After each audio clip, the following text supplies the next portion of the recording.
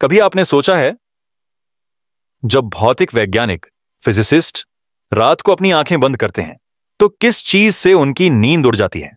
नए फार्मूले, एक और रिसर्च पेपर, या कुछ और? नहीं, उन्हें नींद इसलिए नहीं आती क्योंकि उनका दिमाग उन सवालों में उलझा होता है जिनके जवाब शायद कभी मिले ही ना। उन्होंने एटम की संरचना समझ ली, ब्लैक होल्स तक को एक्सप्लोर कर लिया, कणों के नृत्य को समीकरणों में बांध दिया, और फिर भी भौतिकी के अंदर कुछ रहस्य ऐसे हैं जो अब तक सुलझे नहीं। वो राज जो वास्तविकता के ताने बाने को छूते हैं और कभी कभी उसे चीर भी देते हैं। तो इस वीडियो में मैं आपको एक ऐसे सफर पर ले चलता हूं जहां हम 50 ऐसे वैज्ञानिक रहस्यों को एक्सप्लोर करेंगे जो दुनिया के सबसे प्रतिभाशाली भौतिक वैज्ञानिकों को नींद नहीं लेने देते और शायद आपको सोने में मदद करें।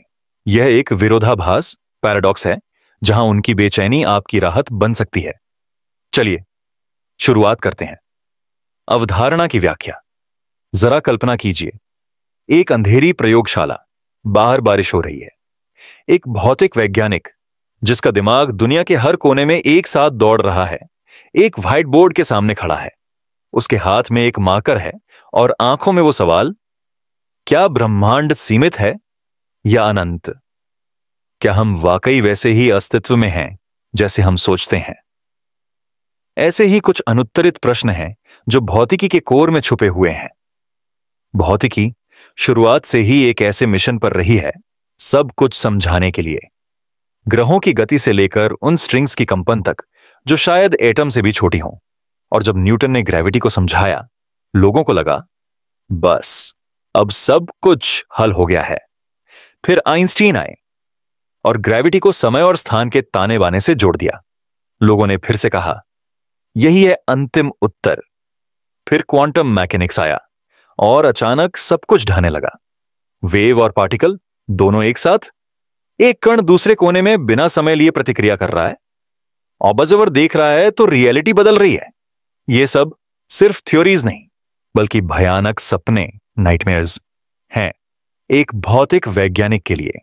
और ये बुरे सपने उतने ही सुंदर हैं जितने भ्रमित करने वाले, क्योंकि हर एक अनुत्तरित प्रश्न के पीछे एक और गहरा सत्य छुपा है और उस सच के पीछे शायद एक और माया की परत। यही तो इस यात्रा का मजा है।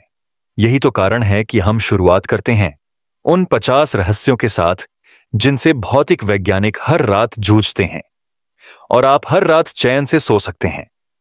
प्रभावों की खोज। सोचिए, अगर हम इन रहस्यों के जवाब जान लें तो क्या होगा?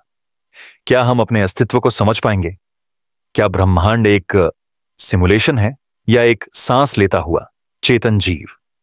क्या हम अकेले हैं या किसी और उन्नत सभ्यता के खेल का मैदान? और सबसे महत्वपूर्ण, क्या सच में कोई अंतिम सत्य अस्तित्व में है? जब भौतिक वैज्ञानिक एक फार्मूला बनाते हैं, वो सिर्फ दुनिया को प्रेडिक्ट करने की कोशिश कर रहे होते हैं, लेकिन हर नया फार्मूला एक नई मिस्ट्री का दरवाजा खोलता है। आइंस्टीन के समीकरणों ने ब्लैक होल्स की भविष्यवाणी की, लेकिन ब्लैक होल्स के अंदर क्या होता है यह अब तक किसी को नहीं पता। क्वांटम एंटेंगलमेंट ने हमें बताया कि दो कण एक दूसरे से तुरंत जुड़े हो सकते हैं, लेकिन यह कैसे संभव है बिना किसी सिग्नल के? क्या स्पेस टाइम स्वयं अविरल है या खंडित? ये सब सवाल सिर्फ वैज्ञानिक समीकरणों का हिस्सा नहीं है। ये उनके इमोशंस, उनकी नींद से भरी रातों, उनकी अस्तित्व की चिंता का हिस्सा है। और जब आप रात को आराम से अपनी आंखें बंद करते हैं, कहीं कोई भौतिक वैज्ञानिक टेलीस्कोप के पीछे झुका होता है, या किसी चौक से एक और पागल समीकरण लिख रहा होता है, या किसी समीकरण को फिर से हल कर रहा होता है, उम्मीद करते हुए शायद इस बार जवाब मिल जाए। लेकिन जवाब मिलता नहीं, सिर्फ और रास्ते खुलते हैं, सिर्फ और ज्यादा सवाल उठते हैं। और इसी वजह से उनकी स्लीपलेस नाइट्स आपकी सूनी सुबह बन जाती हैं। उनके कंफ्यूजन का संगीत आपके मन को शांति देता है। यह है विज्ञान का विरोधाभास, और हम सब उस विरोधाभास में जी रहे हैं। एक पल ठहरिए, सोचिए, आंखें बंद करके एक बार सोचिए, आप एक आकाशगंगा में हो। उस आकाशगंगा का एक ग्रह, उस ग्रह के एक कोने में एक चेतना, आप एक स्क्रीन पर कुछ सुन रहे हो। जो शायद उस रियलिटी को समझा रहा है जिसमें आप हो। क्या ये अजीब नहीं है? क्या ये सुंदर नहीं है? अगले सेगमेंट की ओर बढ़ते हैं। अब जब हमने ये बीज बो दिया है एक ऐसी जगह का जहां सवालों का कोई अंत नहीं, चलिए अगले सेगमेंट में चलते हैं। वहां हम एक ऐसी रहस्य को देखेंगे जो सबसे पुरानी है और सबसे शांत भी, ऐसी खामोशी जो स्पेस में गूंजती है। Next up, the Fermi paradox. If the universe is so big, where is everybody? क्या हम वाकई अकेले हैं या किसी ने हमसे संपर्क करने का सोचा ही नहीं? चलिए अगले राज की तरफ बढ़ते हैं। एक गहरी सांस लीजिए और तैयार हो जाइए एक और स्लीपलेस मिस्ट्री के लिए। रात के 1 बजे हैं। बालकनी में खड़े होकर आप नीला आसमान देख रहे हो। कहीं दूर एक तारा टिमटिमा रहा है और आप कहते हो, इतना बड़ा यूनिवर्स, इतना अंधेरा, और हम बस अकेले। अक्सर हम सोचकर हैरान हो जाते हैं, अगर यूनिवर्स इतना विशाल है, अगर हर गैलेक्सी में हजारों करोड़ सितारे हैं और हर सितारे के आसपास कुछ न कुछ ग्रह होते हैं, तो एलियन सभ्यताएं कहां हैं? किसी ने कभी सिग्नल क्यों नहीं भेजा? कोई स्पेसक्राफ्ट क्यों नहीं आया? कोई रेडियो वेव भी क्यों नहीं मिली अब तक? यही है द फर्मी पैराडॉक्स, एक अनसुलझी वैज्ञानिक रहस्य जो हर उस वैज्ञानिक को जगाए रखता है जो रात के आकाश में देखता है और सोचता है, हम वाकई अकेले हैं या कुछ तो है जिसे हम समझ नहीं पा रहे। फर्मी पैराडॉक्स का नाम रखा गया था Italian American physicist Enrico Fermi के नाम पर। 1950 में लंच टेबल पर बैठकर उन्होंने एक सिंपल सा सवाल पूछा था, सभी कहां हैं? इतना बड़ा यूनिवर्स और खामोशी। फर्मी के सवाल का मतलब सीधा था, अगर इंटेलिजेंट लाइफ कहीं और मौजूद है तो वो पहले ही हमसे संपर्क क्यों नहीं कर चुकी? आइए रुकें और इस बात को महसूस करें। आप एक ऐसे यूनिवर्स में हो जिसमें लगभग 100 अरब गैलेक्सियां हैं। हर गैलेक्सी में लाखों करोड़ सितारे हैं, और अगर हर सितारे के आसपास एक सोलर सिस्टम है तो लॉजिकली जीवन आम होना चाहिए, और अगर जीवन आम है तो इंटेलिजेंट सभ्यताएं भी होनी चाहिए। तो वो सब कहां हैं? इस पैराडॉक्स का सार है अपेक्षा और वास्तविकता के बीच का अंतर। अपेक्षा यह है कि इंटेलिजेंट लाइफ नहीं होनी चाहिए, वास्तविकता यह कि अब तक हमें कोई प्रमाण नहीं मिला, और इसी अंतर ने वैज्ञानिकों और विचारकों को रातों की नींद चुरा लेने वाले आइडियाज देने पर मजबूर कर दिया। कुछ थ्योरीज कहती हैं कि शायद एलियन सभ्यताएं मौजूद हैं, लेकिन वो हमें इग्नोर कर रही हैं। शायद वो हमसे इतनी एडवांस्ड हैं कि उनके लिए हम कीड़े मकोड़ों जैसे हैं। उनके लिए हमसे इंटरेक्ट करना उतना ही अजीब है जितना हम किसी चींटी की कॉलोनी के डेमोक्रेसी सिस्टम से बातचीत करना चाहें। या फिर कुछ लोग कहते हैं कि वो मौजूद हैं, लेकिन वो छुप रहे हैं। द जो हाइपोथेसिस का विचार यह है कि हम एक तरह के गैलेक्टिक क्वारंटीन में हैं। जैसे इंसान जानवरों को चिड़ियाघर में बिना डिस्टर्ब किए ऑब्जर्व करता है, वैसे ही शायद एलियंस हमें देख रहे हों, लेकिन हस्तक्षेप नहीं करते। पर शायद सबसे डरावना आइडिया यह है कि शायद कोई भी सभ्यता लंबी अवधि में जीवित नहीं रहती। हो सकता है हर इंटेलिजेंट स्पीशीज जब वह एक निश्चित टेक्नोलॉजिकल स्तर तक पहुंचती है तो खुद को ही नष्ट कर देती है। न्यूक्लियर युद्ध, पर्यावरण का पतन, एआई विद्रोह, ये सभी संभावनाएं हैं। इसे कहते हैं द ग्रेट फिल्टर थ्योरी। और अगर ग्रेट फिल्टर भविष्य में है तो वो हमें भी एक दिन खत्म कर सकता है। लेकिन अगर ग्रेट फिल्टर अतीत में था और हम उसे पार कर चुके हैं तो हम वाकई दुर्लभ हैं। शायद हम पहले हैं या अकेले। क्या आप नहीं महसूस करते एक अजीब सी लघुता? रात के इस समय जब सब कुछ शांत है, कल्पना कीजिए कि आपके ऊपर आसमान में एक ठंडी खामोशी है। कोई सिग्नल नहीं, कोई संदेश नहीं, बस एक बेहिसाब सन्नाटा। वो सन्नाटा, वो कॉस्मिक अकेलापन हर भौतिक शास्त्री के अंदर एक डरा हुआ, जिज्ञासु और मंत्रमुग्ध इंसान को जगा देता है। आज तक SIT, SG for extra terrestrial intelligence, ने हजारों फ्रीक्वेंसीज को स्कैन किया है, लेकिन अब तक एक भी विश्वसनीय सिग्नल नहीं मिला। एक बार सिग्नल मिला था 1987 में, जो एक रेडियो टेलीस्कोप ने कैप्चर किया।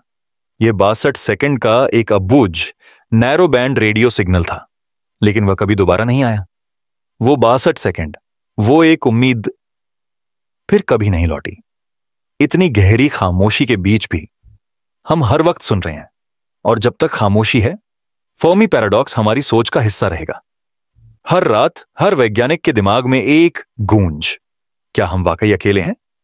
इस पैराडॉक्स के प्रभाव सिर्फ विज्ञान तक सीमित नहीं है, यह हमारे अस्तित्व, उद्देश्य और भविष्य के बारे में सवाल उठाता है। अगर हम अकेले हैं तो इसका मतलब है जीवन दुर्लभ है, चेतना दुर्लभ है। और अगर हम दुर्लभ हैं तो हमारी जिम्मेदारी बनती है कि हम खुद को नष्ट न करें। लेकिन अगर हम अकेले नहीं हैं तो किसने हमें संपर्क नहीं किया? क्या हम किसी सिमुलेशन का हिस्सा हैं जहां यूनिवर्स को जानबूझकर निर्जीव दिखाया गया है? क्या हम एक टेस्ट एनवायरनमेंट में हैं जहां एलियन इंटेलिजेंस हमें ऑब्जर्व कर रही है? क्या हमारी जीवन की समझ ही दोषपूर्ण है और दूसरे इंटेलिजेंस फॉर्म्स हमें डिटेक्ट ही नहीं कर पाते? या हम उन्हें? और सबसे बड़ी बात, क्या शायद हम गलत जगह देख रहे हैं? रात के अंधेरे में जब आप नीला आसमान देखते हो तो क्या पता कोई भी तारा जिसे आप देख रहे हो कब का जल चुका हो, उसकी रोशनी सिर्फ अब तक पहुंच रही हो। शायद उस तारे के आसपास कोई सभ्यता थी, लेकिन अब नहीं है। तो हो सकता है हम सिर्फ भूतों के बीच में खोज कर रहे हैं। सिग्नल मिल भी जाए तो वो किसी लुप्त सभ्यता का हो। क्या वो वाकई संपर्क है या सिर्फ एक गूंज? एक गहरी सांस लीजिए और इस विचार को महसूस कीजिए। हर फ्रीक्वेंसी जिसे सेटी डिटेक्ट करता है वो एक उम्मीद है। हर खामोशी एक रहस्य है। फर्मी पैराडॉक्स एक सवाल नहीं, एक कॉस्मिक दर्पण है जो हमें बताता है कि हम कितने अकेले हो सकते हैं और कितने महत्वपूर्ण भी। क्या पता इसी पल में किसी और ग्रह पर कोई और चेतना यही वीडियो जैसा कुछ सुन रही हो, वो भी इसी पैराडॉक्स के बारे में सोच रही हो, वो भी यही वंडर कर रही हो। क्या हम अकेले हैं और कहीं ना कहीं वो भी इस विचार के साथ सो रही हो? क्या यह डरावनी तरह से सुंदर नहीं है?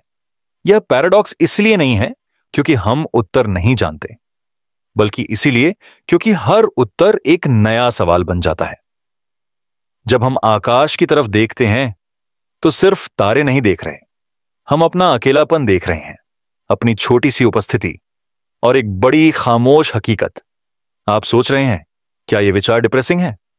शायद, लेकिन इसमें एक सुकून भी है, एक स्पष्टता कि हम चाहे अकेले हों या नहीं, यूनिवर्स का एक चेतन हिस्सा है, और यही काफी है, कम से कम अभी के लिए। चलिए कुछ सेकंड्स के लिए रुकिए, आंखें बंद कीजिए और उस विशाल अंधकार को महसूस कीजिए जिसमें हम सब तैर रहे हैं। आप, मैं, सब एक खाली कैनवास जिसमें शायद कोई और ब्रश लगाने वाला था लेकिन नहीं लगा, और इस खाली कैनवास में हम सो रहे हैं। अगले हिस्से की ओर ट्रांजिशन। आप अब धीरे धीरे इस विचार में डूब चुके हों, एक ऐसे सन्नाटे में जहां सवाल उत्तरों से ज्यादा गहरे होते हैं, लेकिन हम अभी सिर्फ सतह पर हैं। अगला हिस्सा हमें ले जाएगा एक और परेशान कर देने वाले रहस्य की तरफ, एक पैराडॉक्स जहां समय खुद में ही मोड़ खाता है, जहां कारण और प्रभाव का संबंध टूट जाता है। अगला आ रहा है द ग्रैंडफादर पैराडॉक्स। क्या टाइम ट्रैवल खुद लॉजिक को तबाह कर सकता है? एक सांस लीजिए, सवाल को अपने भीतर गूंजने दीजिए और तैयार हो जाइए लूप में प्रवेश करने के लिए। क्या होता अगर आप कल जा पाते? नहीं।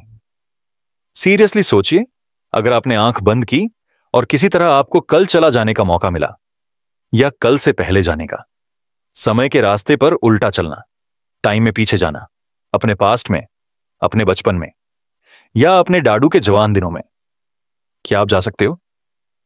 और अगर जा सकते हो तो क्या आप कुछ बदल सकते हो?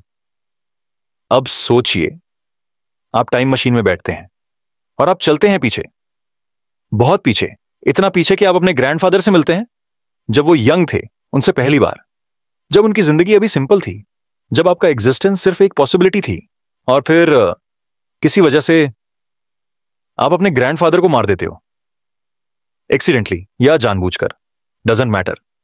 अब सोचो, अगर आपके ग्रैंडफादर मर गए तो आपके फादर का जन्म कैसे हुआ?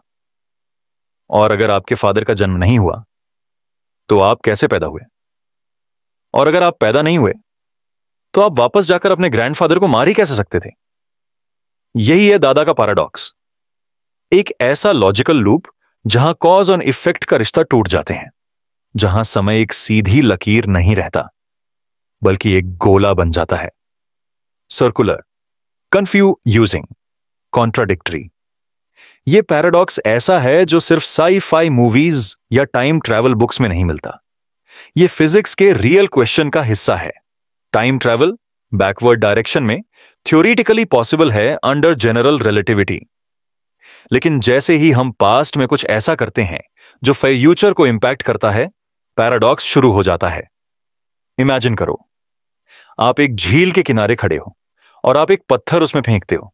लहरें बनती हैं, फैलती हैं, आगे जाती हैं। यही कॉज एंड इफेक्ट का नेचुरल फ्लो है।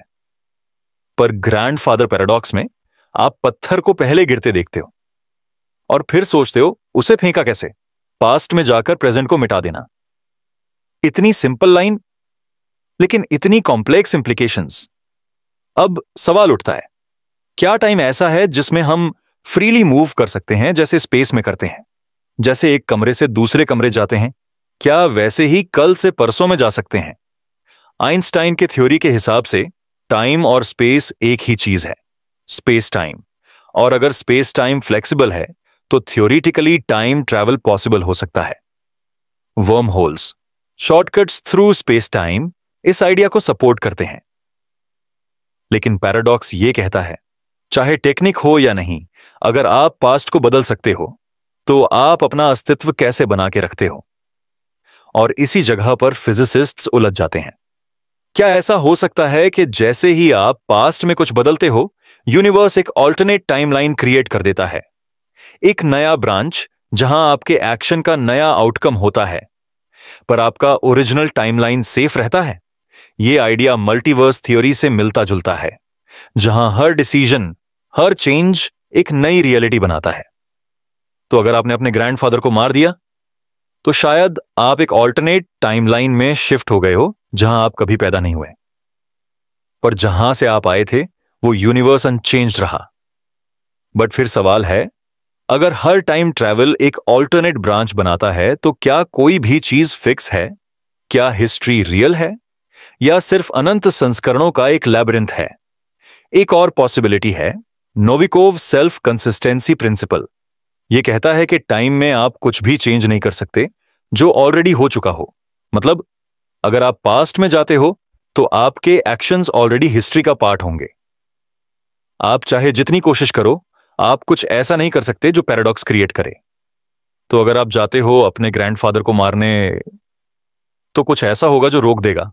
शायद आपका गंजाम हो जाए, शायद आप किसी और इंसान को मिस्टेकनली मार दो, या शायद आपका ग्रैंडफादर उस दिन कहीं और गया हो। टाइम आपको अलाउ ही नहीं करेगा कॉन्ट्रडिक्शन क्रिएट करने का। समय अपनी कंसिस्टेंसी खुद प्रोटेक्ट करता है। एक और haunting idea, block universe theory. इसमें पास्ट, प्रेजेंट और फ्यूचर सब एक साथ एग्जिस्ट करते हैं, जैसे एक बुक के सब पेजेस। आप सिर्फ एक पेज पर हो, लेकिन बाकी पेजेस ऑलरेडी लिखे जा चुके हैं। आप उन पेजेस पर जा भी सकते हो, देख भी सकते हो, लेकिन लिख नहीं सकते। आप केवल एक पाठक हो, ऑथर नहीं। तो ग्रैंडफादर पैराडॉक्स का सवाल यह नहीं कि आप जा सकते हो या नहीं, बल्कि यह कि जाकर कर भी क्या सकते हो। सोचिए, आप ट्रेन में बैठकर एक स्टेशन से दूसरे जा रहे हैं। आप विंडो के बाहर देखते हो, सीनरी चेंज होती है, लेकिन ट्रेन एक ट्रैक पर फिक्स्ड है। आप उस पाथ को चेंज नहीं कर सकते। ऐसे ही टाइम का फ्लो शायद फिक्स्ड है। आप उसमें सफर तो कर सकते हो, पर उसे लिख नहीं सकते। और फिर भी ग्रैंडफादर पैराडॉक्स डरता नहीं, वो चिल्लाता है। लेकिन अगर कर दिया तो? अगर किसी दिन किसी साइंटिस्ट ने ऐसी टेक्नोलॉजी बना ली जो टाइम ट्रैवल अलाउ करे, और किसी ने जाकर कुछ ऐसा बदल दिया जो नहीं होना चाहिए था, तो क्या होगा? क्या यूनिवर्स क्रैश करेगा? क्या रियलिटी इटसेल्फ ग्लिच करेगी? क्या हम सब एक पैराडॉक्स के अंदर फंस जाएंगे? या शायद हम ऑलरेडी एक पैराडॉक्स में। शायद किसी ने पास्ट में जाकर कुछ बदला था और हम अब एक ऑल्टरनेट वर्जन ऑफ रियलिटी में जी रहे हैं जिसका हमें पता भी नहीं। शायद डेजा व्यू इसी का इको है, वो फ्लीटिंग मोमेंट जब आपको लगता है ये तो पहले हो चुका है, और आप कहते हो पर कब? शायद तब जब किसी ने समय की रेखा पर पैर रखा था। रात के इस समय में जब आप बिस्तर पर लेटे हो और लाइट बंद होती है, आपका दिमाग टाइम के रास्तों में ट्रैवल करता है, बैकवर्ड्स, फॉरवर्ड्स, साइडवेज, और एक सवाल गुनगुनाता है, क्या मैं अपने पास्ट को देख सकता हूं? और अगर हां, तो क्या मैं उसे छू सकता हूं? आपका मन कहता है हां, दिल कहता है हां, लेकिन लॉजिक कहता है शायद नहीं, क्योंकि हर आंसर एक और कॉन्ट्राडिक्शन बन जाता है, हर सॉल्यूशन एक और पैराडॉक्स। ग्रैंडफादर पैराडॉक्स सिर्फ एक थॉट एक्सपेरिमेंट नहीं है, यह एक रिमाइंडर है कि हमारी समझ हमारी रियलिटी से छोटी हो सकती है, कि टाइम सिर्फ क्लॉक का पॉइंटर नहीं, बल्कि एक पजल है जिसका हर टुकड़ा एक नई मिस्ट्री है। जब आप ये सोचकर सो रहे हो कि आप कल जा सकते हो और अपना पास्ट देख सकते हो, तो याद रखना, हर मोमेंट जो बीत चुका है शायद वो अभी भी कहीं एग्जिस्ट करता हो, फ्रोजन, इटर्नल, और आप उसके बीच से गुजर रहे हो, बिना टच किए, बिना बदले, जस्ट अ साइलेंट विटनेस। जब अगला सपना आए तो सोचिए, क्या आपने उसमें किसी और टाइम से कुछ देखा? क्या वो एक मेमोरी थी या एक glimpse of something that never happened? और अगर वो कभी नहीं हुआ, तो आपने सोचा कैसे? क्या आप एक टाइम ट्रैवलर हैं अपने ही सपनों में? Transition to next segment. रात और गहरी हो चुकी है, टाइम के साथ हम भी अंदर जा चुके हैं पैराडॉक्स के मांझे में, लेकिन हम अभी रुकेंगे नहीं। अगला सेगमेंट एक और अनसेटलिंग आइडिया लेकर आएगा, जहां आप किसी को देख रहे हैं लेकिन वो वैसा नहीं जैसे लगता है। Coming up next, the observer effect. Can simply looking at reality change it? Take a breath and be ready to question. What is real? क्या आपने कभी किसी को चुपके से देखा है? बिना किसी आवाज के, बिना किसी संकेत के, सिर्फ आंखों से? और जैसे ही उन्होंने देखा, सब कुछ बदल गया। आंखों की एक नजर ने पूरा दृश्य पलट दिया। अब उसी एहसास को जरा ब्रह्मांडीय स्तर पर सोचिए। आप एक प्रयोग देख रहे हैं, बहुत ही सटीक, बहुत ही संवेदनशील। एक इलेक्ट्रॉन है, छोटा सा कण, जिसे एक सूक्ष्म स्लीट से गुजरना है। आप बस देख रहे हो, माप रहे हो, रिकॉर्ड कर रहे हो, और जैसी ही आप देखते हो, वो इलेक्ट्रॉन वैसा व्यवहार करना बंद कर देता है जैसा उसे करना चाहिए था। वो कुछ और बन जाता है, जैसे उसे पता चल गया हो कि कोई देख रहा है। यह कोई कल्पना नहीं है, यह वास्तविक है। डबल स्लिट प्रयोग के नाम से जाना जाता है, और इसने पूरी दुनिया के भौतिक शास्त्रियों को चौंका दिया था। जब एक इलेक्ट्रॉन किसी एक स्लिट से गुजरता है, तो अपेक्षित व्यवहार के अनुसार वह एक सीधी रेखा बनाता है स्क्रीन पर।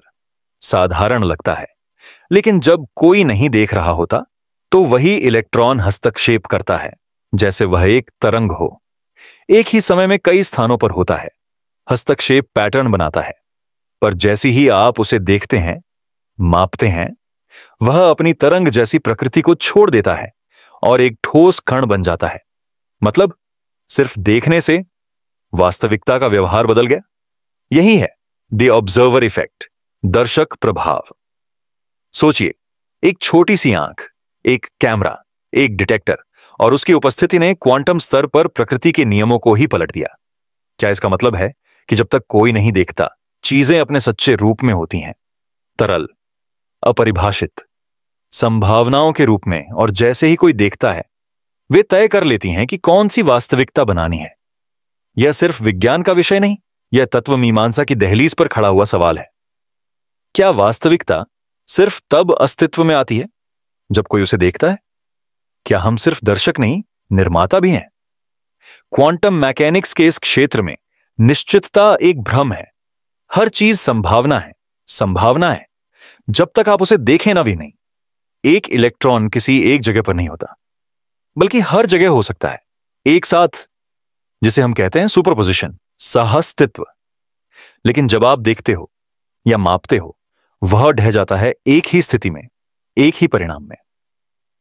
सोचिए, अगर आप किसी इलेक्ट्रॉन को देख रहे हो, तो आप सिर्फ उसकी स्थिति नहीं जान रहे, बल्कि आप उसे मजबूर कर रहे हो एक निर्णय लेने के लिए। तो क्या आपने उसकी वास्तविकता बदल दी? और अगर एक इलेक्ट्रॉन का व्यवहार बदल सकता है, तो क्या आपकी आंखों से, आपके देखने से, आप भी अपने आसपास की दुनिया को सूक्ष्म रूप से बदलते हो? शायद क्या होता अगर कोई भी चीज तब तक वास्तविक नहीं होती, जब तक उसे कोई देखे नहीं। एक पेड़ जंगल में गिरता है और कोई नहीं सुनता।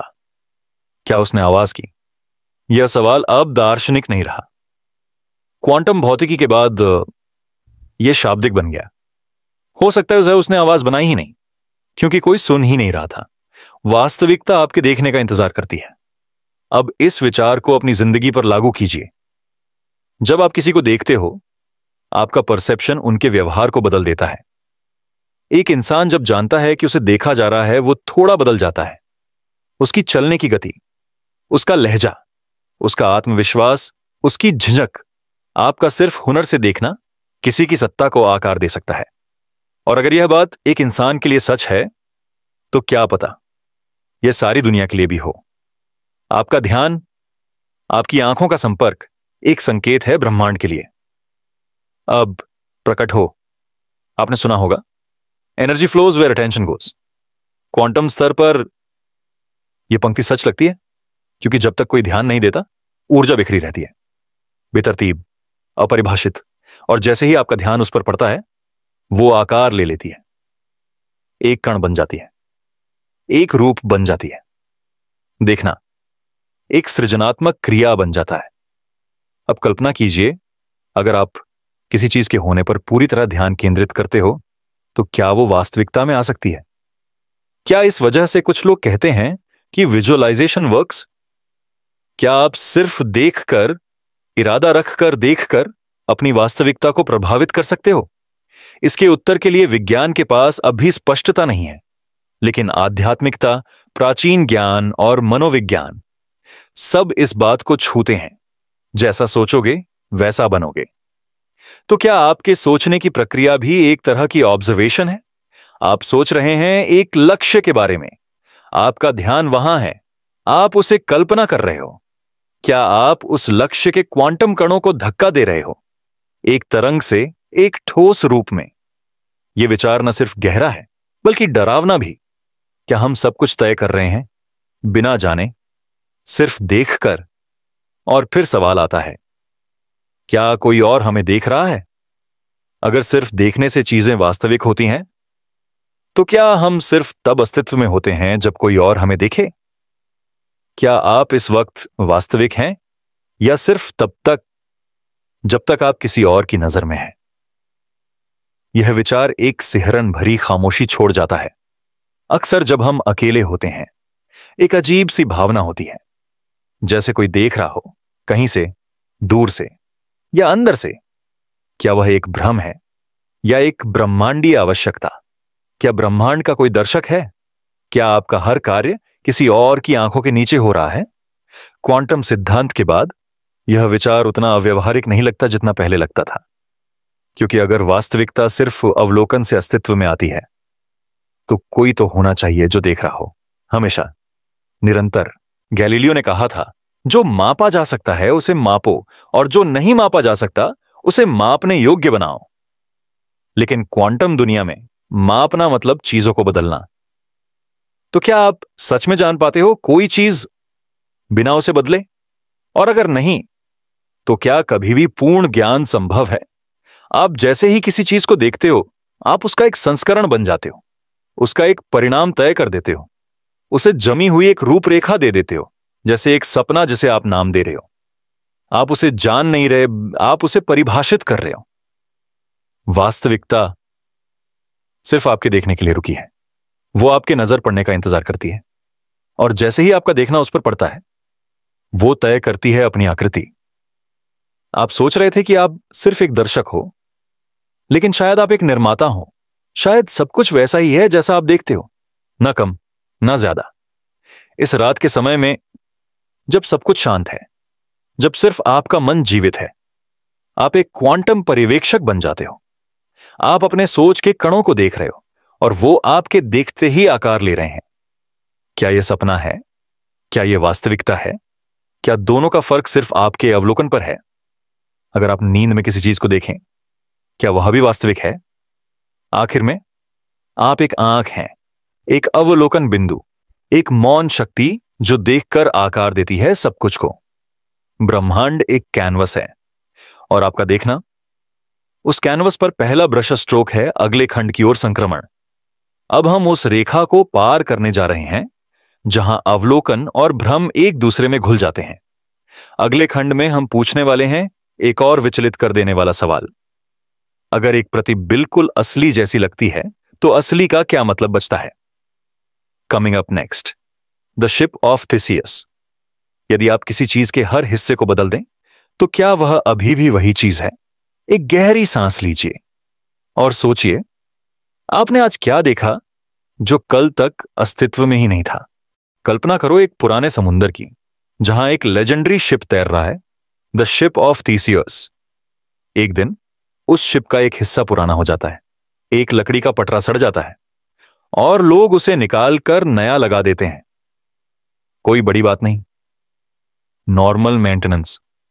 लेकिन जैसे जैसे वक्त गुजरता है, एक एक करके हर प्लैंक, हर नेल, हर सेल, हर पार्ट रिप्लेस हो जाता है और कुछ सालों बाद उस शिप का एक भी ओरिजिनल पार्ट बाकी नहीं होता।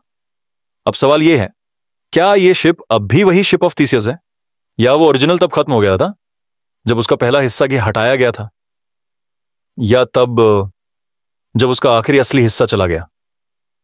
या ये एक नई चीज है, एक इंपोस्टर जो सिर्फ शेप में ओरिजिनल जैसा लगता है? यह सिर्फ एक फिलोसॉफिकल सवाल नहीं है, यह एक टेस्ट है आपके आइडेंटिटी के, आपके यादों के, आपके होने के। क्या आप वही इंसान हो जो आप 10 साल पहले थे? आपके सेल्स बदल चुके हैं, आपके थॉट्स, आपके बिलीफ्स, आपके हैबिट्स सब इवॉल्व हो चुके हैं। आपका टेस्ट, आपका एटीट्यूड, आपकी मेमोरीज तक कुछ इरेज हो गई हैं, कुछ मॉडिफाई। तो क्या आप अब भी वही हो, या आप एक न्यू वर्जन हो, एक upgraded yet unfamiliar shadow of your past self? जैसे एक फोन जिसमें सारे पार्ट्स रिप्लेस हो जाए लेकिन कवर वही हो।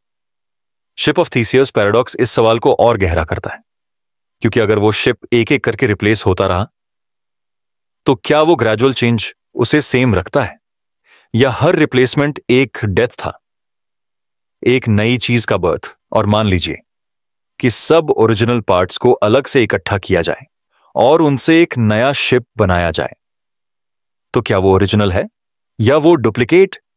इस सवाल का कोई स्ट्रेट आंसर नहीं है, क्योंकि जब हम असली के बारे में सोचने लगते हैं तो समझ आता है कि असली का मतलब ही अनस्टेबल है। अगर एक चीज का फॉर्म, फंक्शन और मेमोरी मेंटेन होती है तो क्या उसे ओरिजिनल कहते हैं, या ओरिजिनलिटी सिर्फ मैटर में होती है? जो एटम्स पहले थे वही होने चाहिए। अब इस पैराडॉक्स को अपने जीवन में देखो। बचपन में जो आप थे उनमें और अब में कितना फर्क है? शायद आपका नाम वही है, आपके पेरेंट्स वही हैं, आपकी फोटो एल्बम वही है, लेकिन आपके अंदर हर कुछ अलग है। तो क्या आप वही हो, या आप एक मेमोरी बेस्ड इल्यूजन हो, एक कॉन्टिन्यूटी का फॉल्स सेंस? ह्यूमन बॉडी हर 7 से 10 साल में अपने ज्यादातर सेल्स को रिप्लेस कर देती है। ब्रेन के न्यूरॉन्स तक नए होते हैं और कुछ नए सर्किट्स बन जाते हैं, कुछ पुराने डिलीट। फिर भी आपको लगता है आप वही हो। आप कहते हो मैं 10 साल पहले गोवा गया था, लेकिन मैं कौन जो आप गोवा में थे वो आज के आपसे बिल्कुल अलग है। उनका डीएनए सेम हो सकता है, लेकिन उनका माइंड, इमोशनल स्टेट और कॉन्शियसनेस अब जैसे नहीं थी। तो क्या वो आप थे, या एक और इंसान जिसका मेमोरी ट्रेस आपके अंदर है? यह पैराडॉक्स एक और एंगल से भी डिस्टर्ब करता है, आइडेंटिटी के ओनरशिप का। अगर एक मशीन बनाई जाए जो हर आपका थॉट, हैबिट, वॉइस और मेमोरी रेप्लिकेट करे, तो क्या वो आप बन जाएगी? मान लो एक आई है जो आपके पुराने चैट रिकॉर्ड्स, ईमेल्स, वीडियोस और पैटर्न्स से आपका एग्जैक्ट रिप्लिका बनाती है। वो हर सवाल का वही जवाब देती है जो आप देते। तो क्या वो आप है, या एक हाई रेजोल्यूशन इल्यूजन? अगर आपका एक डिजिटल क्लोन दुनिया में घूम रहा हो तो क्या उसका अस्तित्व आपका खात्मा है? यह शिप ऑफ थीसियस का एक और रूप है, कॉन्टिन्यूटी वर्स ओरिजिनलिटी। और जब हम इस थॉट को और आगे ले जाते हैं तो एक और स्केरी लेयर खुल जाती है। आपकी आइडेंटिटी क्या सिर्फ परसेप्शन पर बेस्ड है? अगर दुनिया के सारे लोग मान लें कि वो शिप ऑफ थीसियस वही है, तो क्या वो सच में वही है? अगर दुनिया के लोग आपके क्लोन को रियल यू मान लें, तो क्या आप इरेलेवेंट हो जाते हो? क्या रियलिटी लोगों के परसेप्शन से डिसाइड होती है, या कुछ ऑब्जेक्टिव ट्रूथ भी होता है जो इन सब वर्जन्स के परे है? सोचिए, एक एक्टर जो 20 रोल्स करता है, सब पहले वाले से अलग, हर रोल में एक नई जुबान, नया बिहेवियर, नई बॉडी लैंग्वेज, तो क्या वो हर बार एक नया इंसान बन जाता है या असली वही रहता है? आपके अंदर भी कई शिप्स चल रही हैं, एक इमोशनल वर्जन, एक सोशल वर्जन, एक साइलेंट प्राइवेट वर्जन जो सिर्फ आपको ही दिखाई देता है। और इन सब वर्जन्स में हर एक थोड़ा थोड़ा बदलता जा रहा है, दिन ब दिन, बिना आवाज के। आपका ट्रूथ स्लिप हो रहा है हर नए थॉट के साथ, फिर भी आप कहते हो मैं वही हूं। क्या ये एक कंफर्ट जोन है या एक इल्यूजन जिसे हम मेंटेन करते हैं क्योंकि ऑल्टरनेटिव ज्यादा स्केरी है? कि शायद हम कभी भी एक जैसे नहीं थे, हर मोमेंट में हम एक नए इंसान बन रहे हैं, जैसे एक कैंडल जो जलती जा रही है और हर सेकंड में अपने आप को रिन्यू करती है। तो क्या हम एक ऐसी एंटिटी हैं जो कभी पूरी तरह डिफाइन ही नहीं हो सकती? शिप ऑफ थीसियस यही कहता है कि आपकी आइडेंटिटी कोई फिक्स्ड चीज नहीं है, ये एक प्रोसेस है, एक धुंधली रेखा जो हर नए दिन के साथ थोड़ी और ब्लर हो जाती है। शायद आप सिर्फ एक स्टोरी हो जो आपने अपने बारे में सुनाई है, और जब तक वो कहानी चलती जा रही है तब तक आप एग्जिस्ट करते हो। जैसे एक शिप जो समुंदर में चलते चलते अपना हर हिस्सा बदल लेती है, लेकिन लोग कहते हैं वो थीसियस का शिप है। सिर्फ नाम के लिए, सिर्फ शेप के लिए, सिर्फ यादों के लिए? शायद यादों में ही सच है, यादों में ही कंटिन्यूटी का इल्यूजन जिंदा है, और जब यादें चली जाती हैं तब असली शिप डूब जाता है। आखिर में शिप ऑफ थीसियस एक मिरर है जिसमें आप अपना रिफ्लेक्शन देखते हो और पूछते हो, क्या मैं अब भी मैं हूं, या मैं भी एक असेंबल्ड आइडेंटिटी हूं जिसे टाइम ने टुकड़ों में बनाया है, जिसमें हर नए दर्द ने एक प्लैंक रिप्लेस किया, हर नए रिश्ते ने एक सेल, और हर नए गम ने एक एंकर? और अगर हां, तो क्या उसमें कोई कमी है, या वही तो असली ब्यूटी है, हर नए वर्जन में एक नया मैं? शायद हम सब शिप्स ऑफ थीसियस हैं जो टूटते हैं, बनते हैं और चलना कभी नहीं छोड़ते। Transition to next segment. अगले सेगमेंट में हम एक्सप्लोर करने जा रहे हैं एक और हॉन्टिंग क्वेश्चन। अगर टाइम सिर्फ एक इल्यूजन है तो आपका पास्ट, प्रेजेंट और फ्यूचर एक ही वक्त में एग्जिस्ट करते हैं। Coming up next, segment 6, time is an illusion. What if past, present and future already exist together? एक गहरी सांस लीजिए और सोचिए, क्या आप वही हैं या एक और नई कहानी? सोचो, तुम एक पहाड़ी के ऊपर खड़े हो, नीचे एक रेल की पटरी जा रही है सीधी दूर तक, और उस पर एक ट्रेन चल रही है। तुम ऊपर से देख रहे हो, उस ट्रेन का इंजन भी दिख रहा है, बीच के डिब्बे भी, और आखिरी बोगी भी। ट्रेन चल रही है, पर तुम्हारे लिए पूरी ट्रेन एक ही नजर में दिख रही है। क्या समय भी ऐसा ही है? क्या भूतकाल, वर्तमान और भविष्य सिर्फ हमारे नजरिए की सीमा है, या वो सब एक ही वक्त में मौजूद हैं, जैसे उस ट्रेन की सभी बोगियां? जब हम कहते हैं भूतकाल चला गया या भविष्य अभी आया नहीं, तो क्या हम अपनी समझ के बारे में बात कर रहे होते हैं या किसी वस्तुनिष्ठ, ऑब्जेक्टिव सच्चाई के बारे में? आइंस्टीन ने कहा था, भूतकाल, वर्तमान और भविष्य में अंतर केवल एक जिद्दी भ्रम है। समझो, यह सिर्फ एक वैज्ञानिक विचार नहीं था, यह एक दार्शनिक बम था। अगर समय रैखिक, लिनियर नहीं है, अगर सब कुछ पहले ही हो चुका है और जो होने वाला है वो भी पहले से लिखा जा चुका है, तो हम कहां हैं? हम किस अवस्था में जीवित हैं? और ज्यादा महत्वपूर्ण सवाल, क्या हम कुछ बदल भी सकते हैं? समय को हम आमतौर पर एक सीधी रेखा समझते हैं, जैसे एक फिल्म की रील, जिसमें हर फ्रेम एक पल है जो एक के बाद एक चलता है। लेकिन क्वांटम भौतिकी और सापेक्षता, रिलेटिविटी के कुछ विचार कहते हैं कि यह रेखा नहीं है, यह एक ब्लॉक है। इस सिद्धांत को कहते हैं ब्लॉक यूनिवर्स। इस ब्लॉक में हर पल, चाहे वो जन्म का हो, मृत्यु का या कोई साधारण सी चाय की चुस्की सब एक ही समय में मौजूद है। जैसे एक पेंटिंग जिसमें हर ब्रश स्ट्रोक एक अलग पल है। आप उस कैनवास पर कहीं भी झूम करके देख सकते हो, लेकिन पेंटिंग तो एक ही जगह पे बनी है। तो क्या आपका भूतकाल जो आप भूल चुके हो, और आपका भविष्य जो आप कभी जानना भी नहीं चाहते, वो सब अभी भी कहीं है? आपका बचपन जब आप मां की गोद में थे, आपका पहला दिल टूटना, आपका पहला नौकरी का इंटरव्यू, आपका आखिरी दिन इस दुनिया में, सब एक ही चित्रपट टैपेस्ट्री में बुने हुए हैं। सिर्फ आप उस वक्त उस जगह पर नहीं हो, लेकिन वो जगह है, वो वक्त है। शायद हम समय में सफर नहीं कर रहे, शायद हम एक निश्चित बिंदु पर खड़े हैं और समय हमारे अंदर से निकल रहा है, जैसे एक प्रोजेक्टर जो हर सेकंड एक नया फ्रेम आपकी चेतना पर डालता है। लेकिन फिल्म की रील पहले ही पूरी है, आप सिर्फ एक एक फ्रेम देख रहे हो, इसलिए लगता है कि समय आगे बढ़ रहा है।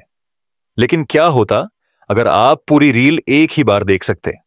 आप सब कुछ जानते, किस वक्त कौन मिलेगा, कौन छोड़ेगा, कौन हंसाएगा, कौन रुलाएगा।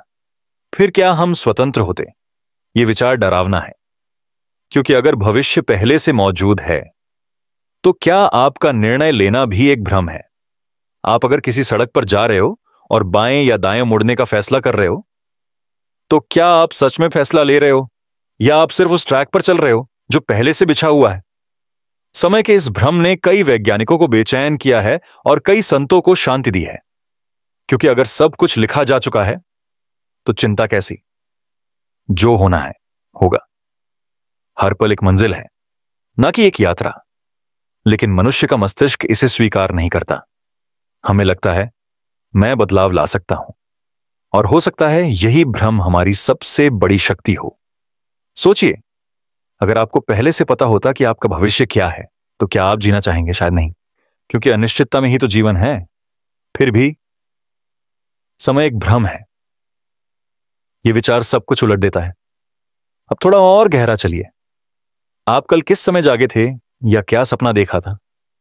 आप याद करने की कोशिश करते हो, लेकिन वो पल कहीं गया नहीं है।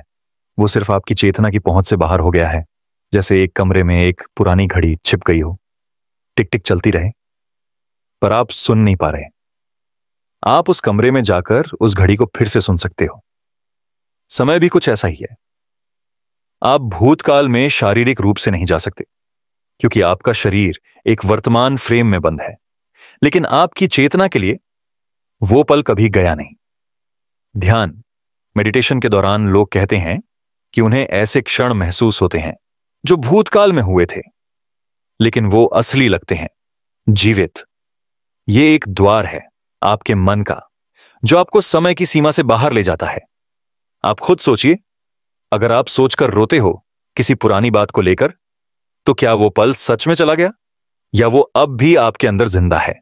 और भविष्य, वो भी आपके वर्तमान विचार से प्रभावित है। क्या पता जो आप अभी सोच रहे हो वो पहले ही एक भविष्य की याद बन चुका हो, उस किसी और संस्करण के लिए जो आप बनोगे। तो क्या समय सिर्फ एक मानसिक नक्शा है, एक उपकरण जिसे हमने बनाया है ताकि हम घटनाओं को क्रम में रख सकें? घड़ी की टिक टिक एक भ्रम है, एक लय, रिदम है। लेकिन लय का मतलब यह नहीं कि वास्तविकता वैसी ही चलती है। समय गोलाकार हो सकता है, सर्पिलाकार, स्पाइरल हो सकता है, स्थिर, स्टैटिक भी हो सकता है।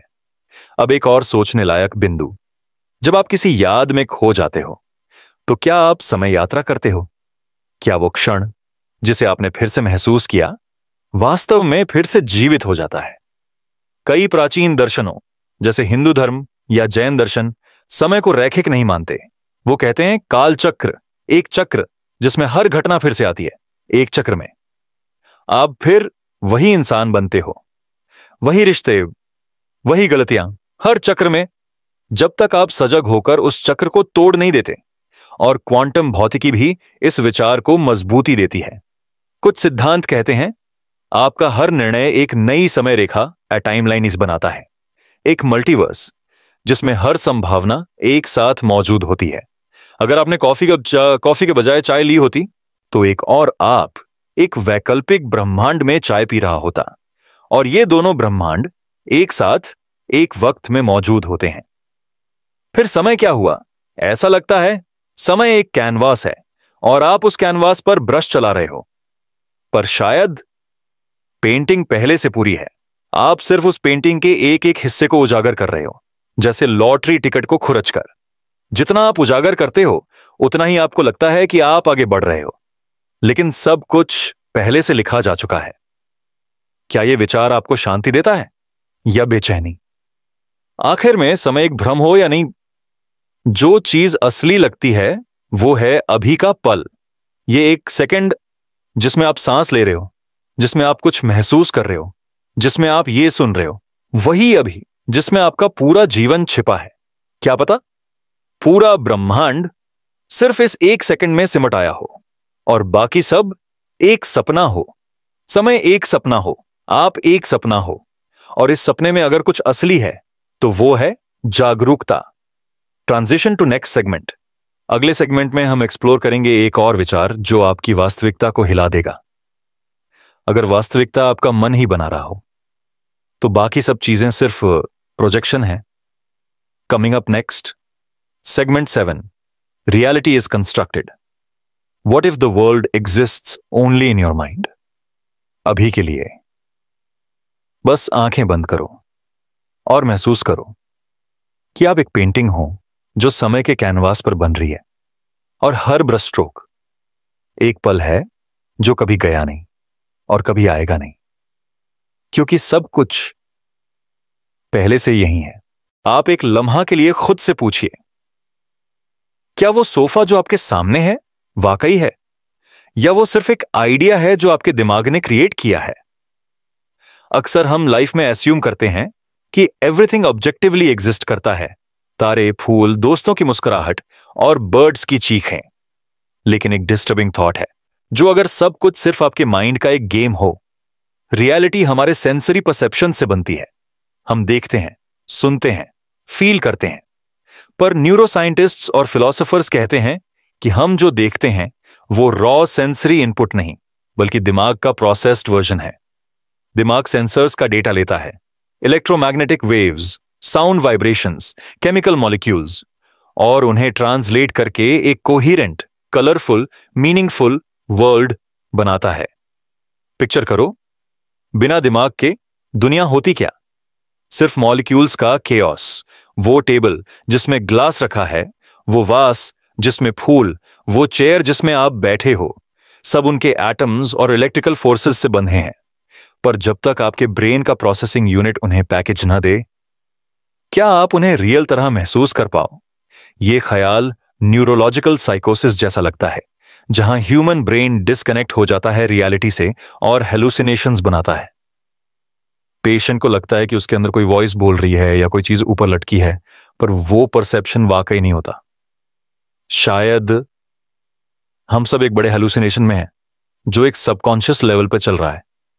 हर चीज, हर स्मेल, हर साउंड, हर टेक्सचर एक इल्यूजन, जिसे हम रियलिटी बोल्स्टर करने के लिए बिलीव कर लेते हैं, क्योंकि एक फिलॉसफी कहलाती है phenomenalism, that physical objects only exist insofar as they are perceived।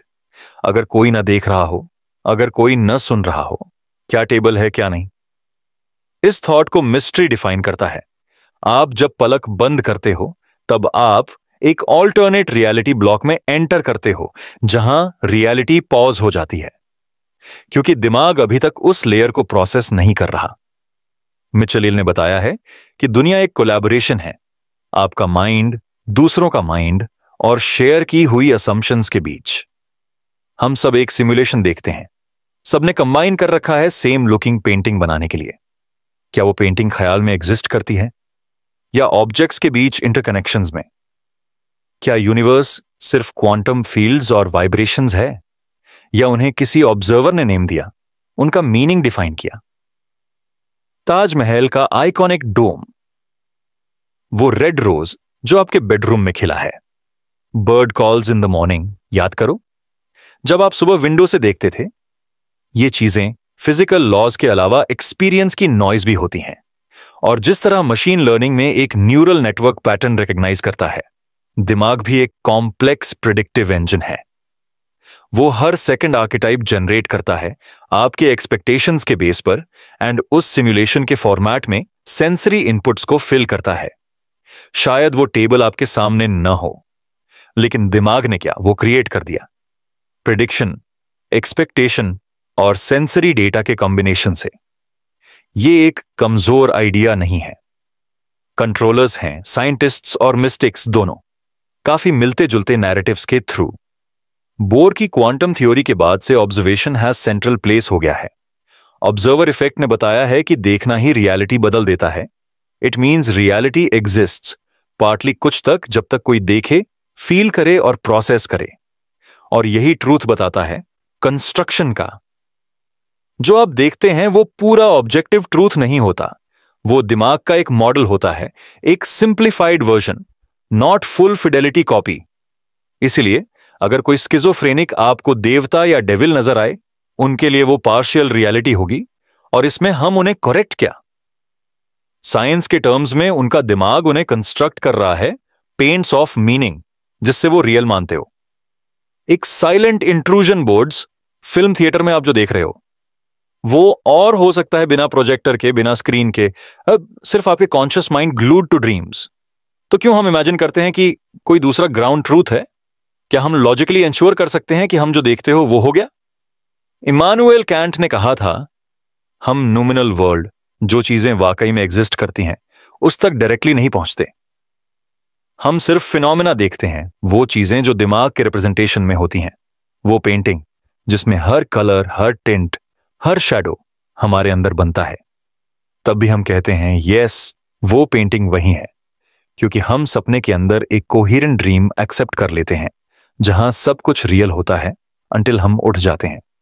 और इस रिफ्लेक्शन से एक सूक्ष्म लेकिन डरावनी वास्तविकता निकलती है।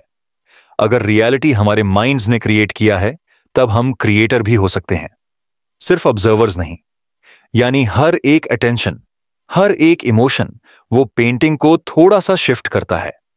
जैसे एक क्रॉपिंग आर्टिस्ट स्टेप स्टेप के एटमॉस्फेयर एडजस्ट करता है पेंटिंग में एज वी वॉच। मस्लो या कार्ल जुंग कहते हैं, कलेक्टिव अनकॉन्शियस एग्जिस्ट करता है, लोगों का एक शेयर्ड मेंटल लेयर, जहां हम सब एक कॉस्मिक बैकड्रॉप से लिंक्ड हैं। सब इंटरप्रिटेशंस एक समी कैनवस में रिजाइड करते हैं।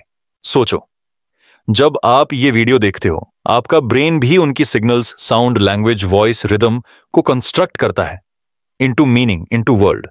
और आपके दिमाग में वो एक मेंटल वीआर वर्ल्ड बिल्ड होता है, जिसमें आप इमर्स हो जाते हैं। उस वर्चुअल वर्ल्ड में आप कंफर्ट महसूस करते हो और आप धीरे धीरे सो रहे हो, क्योंकि ये सब तैयार मेड स्टिमुली आपके दिमाग में वास्तविक बन गए हैं, सजाते हुए सपनों की टेपेस्ट्री। और जब हम शिफ्ट करते हो टू नेक्स्ट सेगमेंट, तो ये अल्टीमेट क्वेश्चन शुरू होता है। अगर सब कुछ हमारे माइंड में है, क्या एक्नॉलेज करते हो? एम्पैथी, इंस्टिंक्ट, कनेक्शन वाकई एग्जिस्ट करती है, या वो सब एक न्यूरल डांस है जिसके साथ हम अलाइन हो गए हों तो वो रियल लगता है? पर देन एवरीबडी सेंसेस, हर वाइब्रेशन शेयर्ड कॉन्शियसनेस का पार्ट बन जाता है और हम एक कॉस्मिक सिम्फनी में इन्वॉल्व हो जाते हैं। एक ड्रीम जिसमें सब एक दूसरे को सपोर्ट करते हुए और सॉफ्टली पैरासिम्पैथेटिक ब्रीदिंग पैटर्न में स्लीप अप्रोच करते हैं। रात के इस वक्त आप सोने वाले हो और ये रिफ्लेक्शन एक सटल गिफ्ट है। आप रियल हो या एक कंस्ट्रक्टेड कॉन्शियस हो, आपका एक्सपीरियंस रियल है।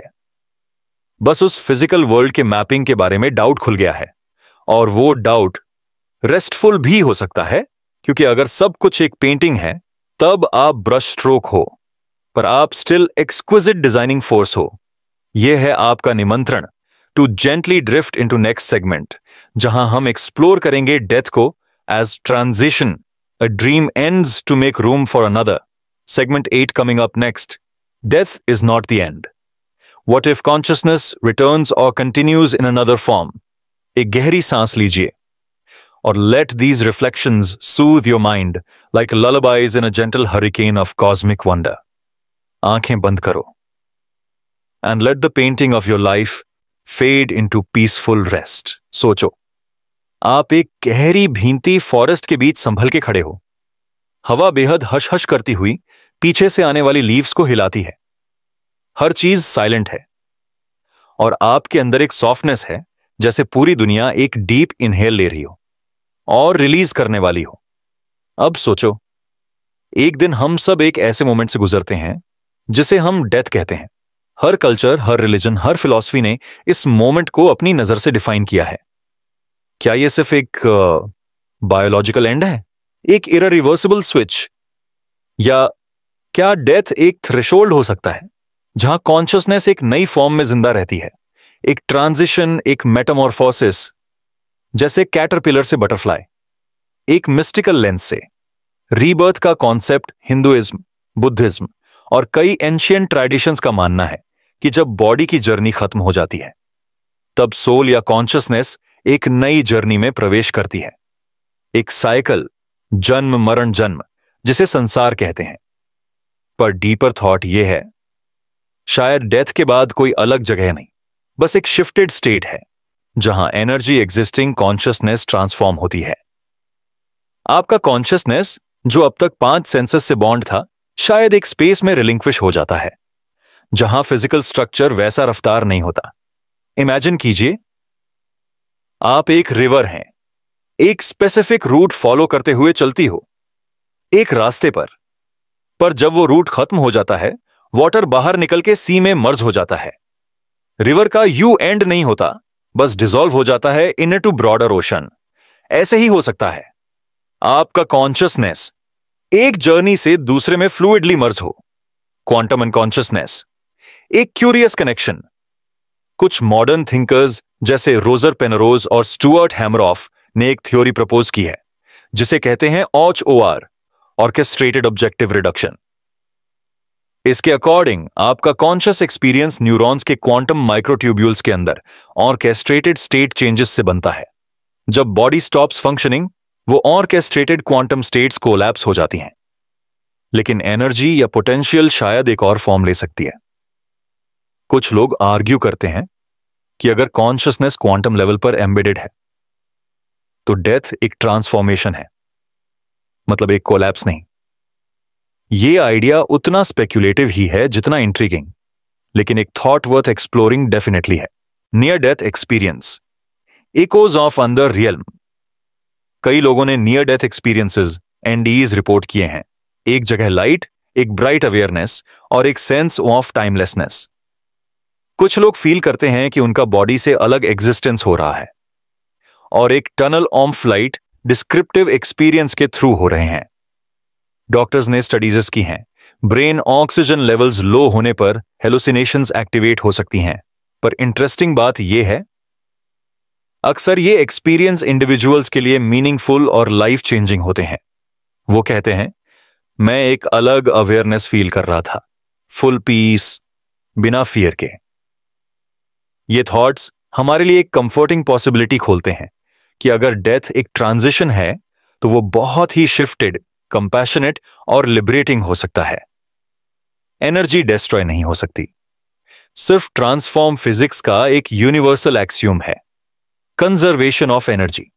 एनर्जी क्रिएट नहीं की जा सकती, डिस्ट्रॉय नहीं की जा सकती, सिर्फ ट्रांसफॉर्म होती है। आप एक बैटरी हो, एक स्टोर हाउस ऑफ एनर्जी। जब बैटरी का एक्सटर्नल वायर कट जाता है, सर्किट ब्रेक होती है, लेकिन बैटरी का स्टोर्ड एनर्जी समवेयर ट्रांसफर होता है, by heat, by light, by other form. आपका बॉडी भी एक बायोलॉजिकल एनर्जी सिस्टम है। जब बॉडी सीज हो जाती है, एनर्जी कन्वर्ट हो जाती है to chemical changes, body decomposes, molecules recycle होते हैं। यस, लेकिन कॉन्शियसनेस का केमिकल बेसिस या उसका इंटीग्रेशन, वो कैसे ट्रांसफॉर्म होता है अगर एनर्जी डिस्ट्रॉय नहीं हो सकती? क्या कॉन्शियसनेस भी एक फॉर्म ऑफ एनर्जी? ये एक डीप क्वेश्चन है जो बायोलॉजिकल और फिलोसॉफिकल बाउंड्रीज को क्रॉस कर जाता है। Collective consciousness, a cloud of awareness. Karl Jung ने कॉन्सेप्ट प्रपोज किया था कलेक्टिव अनकॉन्शियस का, एक ऐसा डीप लेयर जो सब ह्यूमंस और शायद सब लिविंग स्पीशीज के अनकॉन्शियस माइंड्स में शेयर्ड होता है। और क्वांटम फिजिक्स में कुछ लोग बात करते हैं ऑफ होलोग्राफिक यूनिवर्स, जहां हर part contains whole content, like a fraction can reconstruct full data if you have the right key. सोचो, क्या आपका individual conscious kernel when released after death एक broader sea on shared awareness में merge करता है, एक कॉस्मिक सिंफनी जिसका स्वाद अब पूरी तरह रियलाइज होता है? इस थॉट में डेथ एक फ्रैगमेंटेशन का एंड हो सकता है, एक यूनियन का बिगिनिंग, एक waking up into something bigger than physical form. Mystic traditions, death as process. कभी किसी गुरुदेव ने कहा होगा, अगर आप मेडिटेशन में डीप चले जाओ, एक जगह रीच करते हो जिसे डेथ बिफोर डेथ कहते हैं, वो मोमेंट एक बॉडी बाउंड ईगो मोमेंटेरली डाई हो जाता है और एक स्पेशियस अवेयरनेस लहराता है। वो मोमेंट ऐसे हीलिंग होता है कि लोग कहते हैं घर से बाहर निकलते हुए वो फियर ऑफ डेथ वैनिश हो गई है। कई लोग under hypnosis, breath work, ancient pranayama करके डेथ एपिसोड्स सिमुलेट करते हैं। दे डिस्क्राइब एक similar peace, a sense of no turning back compassion. तो जब बायोलॉजिकल डेथ सच में आता है, वो एक कंटिन्यूएशन हो सकता है of that profound shift, not an and but a passage. Philosophical implications, fear versus comfort. Philosophically अगर हम डेथ को सिर्फ फाइनल एंड मानेंगे तो हम लाइफ रिवॉल्व करेंगी अराउंड फियर, स्ट्रगल, सफरिंग। पर अगर हम उसे ट्रांजिशन और ट्रांसफॉर्मेशन मानते हैं तो लाइफ हो जाती है एक प्रेपरेशन साइट अवेयरनेस का फॉर ग्रेटर कॉन्शियसनेस। कुछ मौर्य साधक, योगी और मिस्टिक्स कहते हैं मेमेंटो मोरी, याद रखो मृत्यु। नहीं, हमें पैरानॉइड नहीं बनाता, मार सेफ, मॉडेस्ट और अवेक रखता है।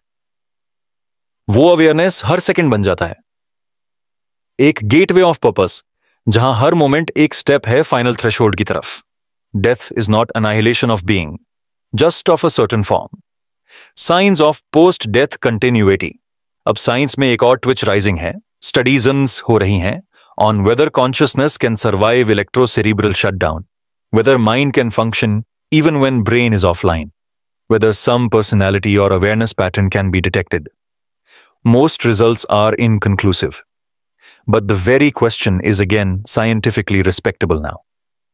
कई scientists जैसे डॉक्टर सैम पार्निया कहते हैं कि there's a death experience window जहां consciousness persists for minutes after heart stops. ये फ्लक्स भी एक सिग्नल है कि बाउंड्री बिटवीन लाइफ डेथ नहीं hard and fixed, but rather fluid. Reflective pause, soft landing into sleep. आप विजुअलाइज कीजिए, आप एक जेंटल बोट पर बैठे हो, वाटर सरफेस काम, night sky, above boat drift कर रही है away from skyline of non landmarks toward a vast calm horizon. Lantern जगा हुआ बट सॉफ्टली। ये बोट है आपका कॉन्शियसनेस। हर ब्लड सेल चेंज होने के बाद भी फ्लोट करता है, जैसा एनर्जी, जैसा awareness. Plasticity of mind, continuity of being. जब बोट होराइजन में मर्ज होती है तब भी बोट एक एनर्जी वेव बन के है। वेक ऑफ स्टोरी रिमेन्स, वो वेक फर्टाइल अर्थ के लिए जहां ये story seeds of other consciousness forms के लिए न्यूट्रिएंट बन सकता है। इन्विटेशन टू ट्रांजिशन, आपके अंदर के सब फियर्स, सब डाउट्स सॉफ्टली फेड जा रहे हैं। ये सेगमेंट एक जेंटल इन्विटेशन है to see death not as end but as a soft transition. Do a slow inhale, exhale, take the edge of finality. Open to the idea of mystery. सब कुछ खत्म नहीं होता, बस एक और जगह शिफ्ट होता है। Transition to final segment. अब जब हम डेथ को एक पैसेज के रूप में समझ चुके हैं, तब हम सोने से पहले एक फाइनल सेगमेंट एक्सप्लोर करेंगे। सेगमेंट 9, अनजान को स्वीकार करना। कैसे अनसोल्व्ड मिस्ट्रीज हमें सोने में आश्चर्य की बजाय, डर की बजाय सोए। एक डीप ब्रीथ लीजिए और let at nocturnal calm of this reflection guide you into rest. आंखें बंद हो जाएं और ड्रिफ्ट्स बिगिन। वर्क शिका sign on of your voice. ये था आज का राज। अब हो जाइए और सपनों की गुड नाइट का पल अपने अंदर महसूस कीजिए। जैसे ही रात का अंधेरा गहरा होता है, हमारी आंखों के पीछे एक और हकीकत जाग जाती है, एक ऐसी समझ जो हमारी सतही जानकारी से परे है। वह है अनिश्चितता के साथ आराम, कंफर्ट विद अनसर्टेनिटी। आपने इस सफर में आज तक 50 अनसुलझे वैज्ञानिक रहस्यों का सफर तय किया है। हर एक ने एक गहरा सवाल उठाया, पैराडॉक्स, समय, धारणा, मृत्यु, और आपने उन सबके साथ सोचा, महसूस किया और परखा। और अब हम एक अंतिम आत्मचिंतन करेंगे, एक नरम स्वीकृति की ओर, जहां बिना उत्तर वाले सवाल हमारे लिए तकलीफ के बजाय सुकून की एक राह बन जाते हैं। अनिश्चितता एक मुलायम कंबल की तरह कल्पना कीजिए। आप एक बिस्तर में लेटे हैं, सिर्फ एक कोजी चादर है आपके ऊपर। चादर पतली है लेकिन बस सही कवर देती है, और चादर के नीचे एक अनंत अंधकार है, अज्ञात। पर चादर आपको सुरक्षित रखती है, अधिक नहीं, बस पर्याप्त। वही चादर है जो आपको डर से बचाती है, पर साथ ही आपको अदृश्य की ओर धीरे से खुला छोड़ती है। अनसुलझे रहस्य भी कुछ ऐसे ही हैं। अगर हम हर उत्तर पर विश्वास करते तो हमारी चादर बहुत मोटी हो जाती, थकान देती, हम जानने के भ्रम में दम घुटने लगते। पर जब हम स्वीकार करते हैं ना पता और ठीक है, तो हमारी चादर बस सही बन जाती है। नरमी के साथ लचीलापन, स्थिरता के साथ जिज्ञासा। जिज्ञासा एक सौम्य साथी की तरह अगर दिलचस्पी ना हो तो इंसान का जीवन नीरस हो जाता है। जिज्ञासा हमारे लिए वो छेनी है जो हमारी आत्मा को धीरे धीरे आकार देती है। अनसुलझे रहस्यों के साथ हमारी जिज्ञासा सक्रिय रहती है, नए आयाम खोलती है, अंतर्दृष्टि का रूप लेती है, बिना जल्दी के, बिना निष्कर्ष के।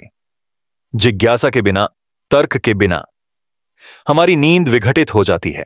और जानते हो, एक्सप्लोरेटरी थॉट्स जिनमें शांत आश्चर्य मिला हो, वो आत्मा को गहरी नींद की ओर ले जाते हैं। मानसिक द्वंद्व, कॉग्निटिव डिसोनेंस का सुकून भरा मोड़। हमें सबको कभी न कभी ऐसा अनुभव हुआ है। रात के अंधेरे में जब दिमाग उथल पुथल भरे विचारों से भरा होता है, चेकलिस्ट आइडिया, पछतावे, चिंताएं, भविष्य की फिक्र।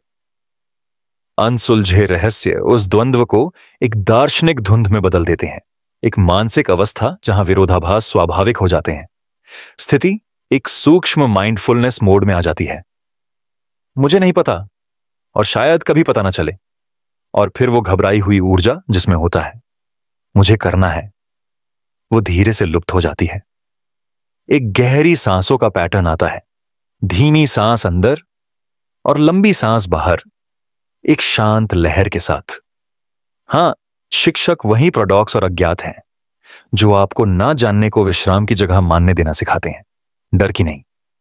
अस्तित्व की आशंका की जगह अस्तित्व की श्रद्धा। अस्तित्व पर सोच जब तक एक ढलान से ना गिर जाए तब तक वो संघर्ष बन जाता है। पर आपने कभी सोचा है, आशंका और श्रद्धा में फर्क सिर्फ वाइब का है। अनसुलझे वैज्ञानिक रहस्य जब शांत और जिज्ञासा के साथ सुनाए जाएं, तो वो अस्तित्व की आशंका को अस्तित्व की श्रद्धा में बदल देते हैं।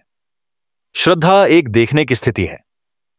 यह पूरे ब्रह्मांड की ऐसी संरचना है जिसमें मैं तैर रहा हूं, और आशंका कहती है यह सब बेमानी है।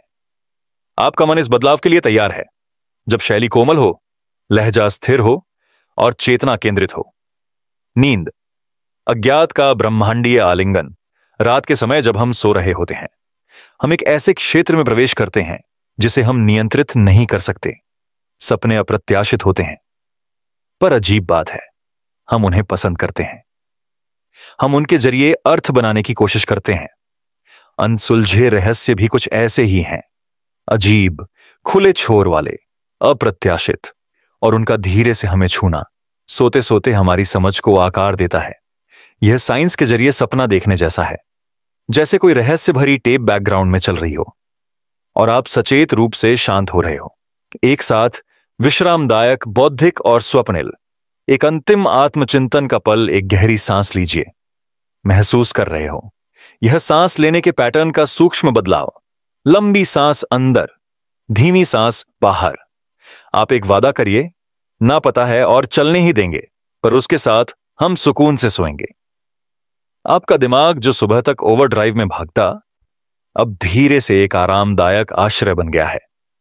आज हमने 50 रहस्यों की गहराई में उतर कर देखा। हर एक ने हमारी सोच को जगाया, सवाल किया, दिल और दिमाग को जोड़ा। लेकिन हम खामोशी में सोएंगे, पछतावे या तनाव में नहीं।